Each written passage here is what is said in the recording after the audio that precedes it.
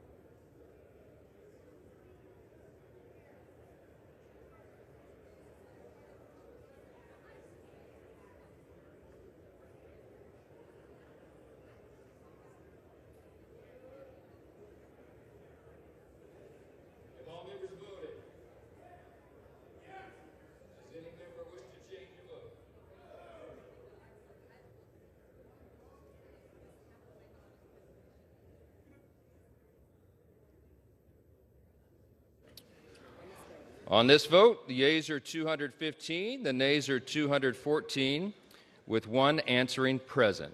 The bill is passed.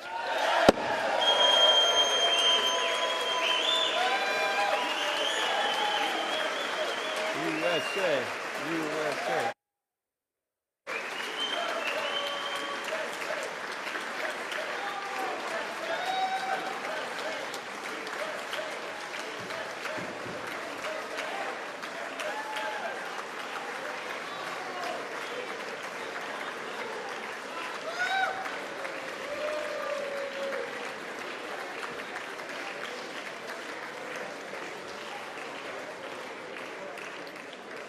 Without objection, a motion to reconsider is laid on the table.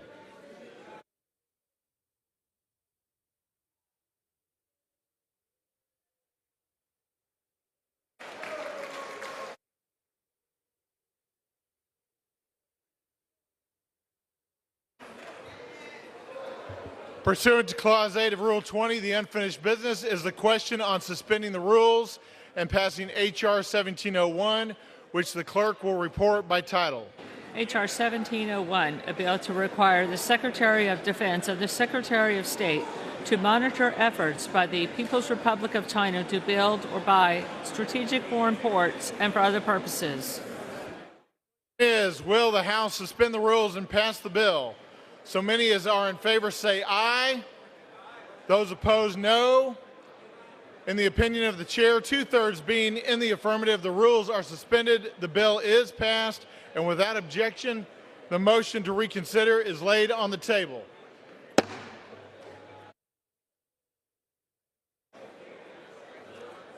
Pursuant to Clause 8 of Rule 20, the unfinished business is the question on suspending the rules.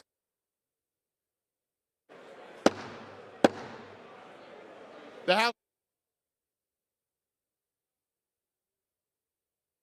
Pursuant to Clause 8 of Rule 20, the unfinished business is the question on suspending the rules and passing H.R. 1969 as amended, which the clerk will report by title. Union Calendar Number 76, H.R. 1969, a bill to amend and reauthorize the Staff Sergeant Parker Gordon Fox Suicide Prevention Grant Program of the Department of Veterans Affairs. The question is, will the House suspend the rules and pass the bill as amended? So many as are in favor say aye. Those opposed, no. In the opinion of the chair, 2/3 being in the affirmative, the rules are suspended, the bill is passed, and without objection, the motion to reconsider is laid on the table.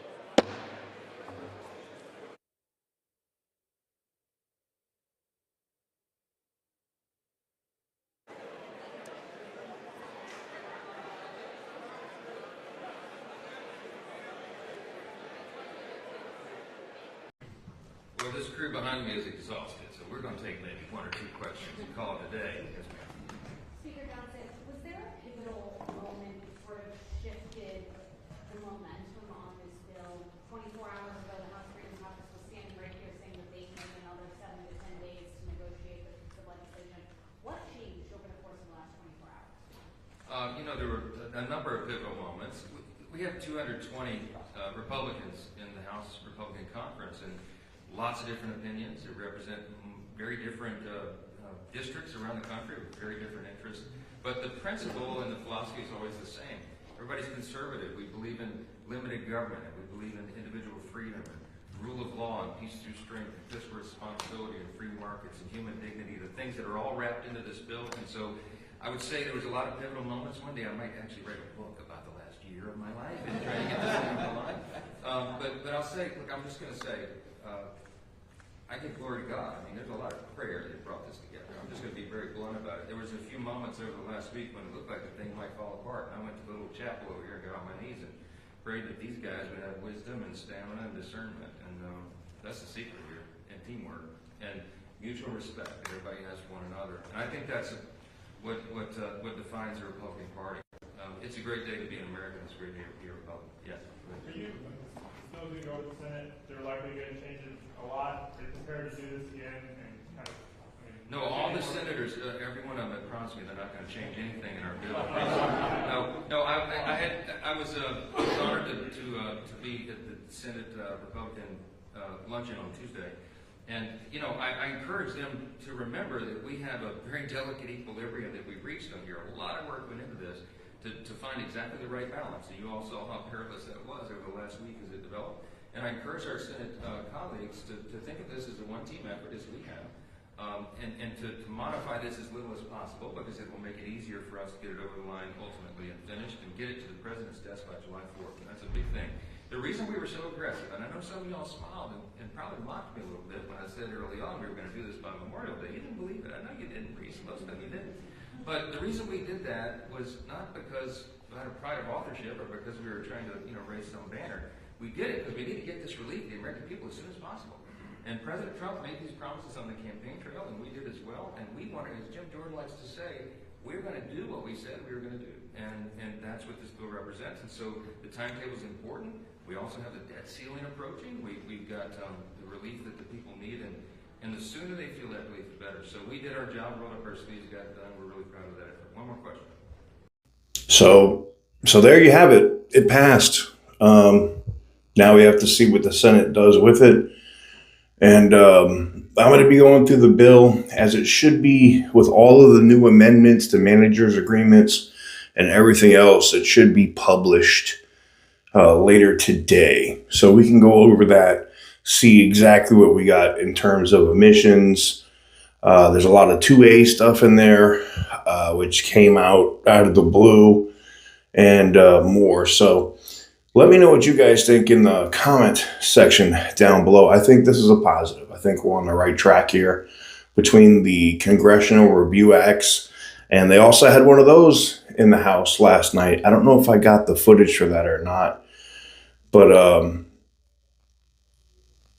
this bill passing, going to the Senate, if it stays in its current configuration and if these emission rollbacks are in there, one thing for sure, California's authority to set emissions policy for the entire country, that's a wrap. So we did succeed there. But let me know what you guys think in the comment section down below. Give the video a big thumbs up if you like what I do. Hit the subscribe button if you haven't already. And as always, stay petty, my friends. And I'm telling you right now, I might take a day, 2 nights, literally 18 hours the last 2 days, just trying to get this vote. Ugh, I'm done. Thanks for watching.